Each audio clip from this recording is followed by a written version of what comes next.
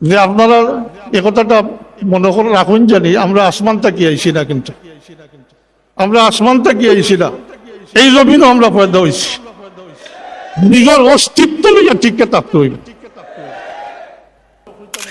Sub কিবলার সংগ্রাম এমন আসিল, যদি তার এই সংগ্রাম তাই চালাইয়া যাইতার না, তাইলে আই সিলেটের জমিনও কোনো সরকারি মাদ্রাসা থাকলো না, অনেক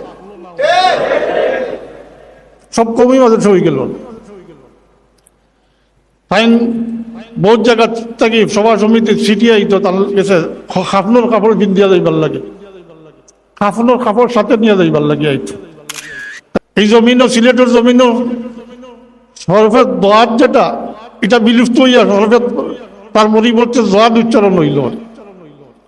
এটা আপনারা জানেন না, কিন্তু মুরব্বী হলে শিখাইছেন, একলা সংগ্রাম করে গেছে, কারণ তার খবর বড় মজবুত আসলো, কারণ তার 3টা সনদ আসলো।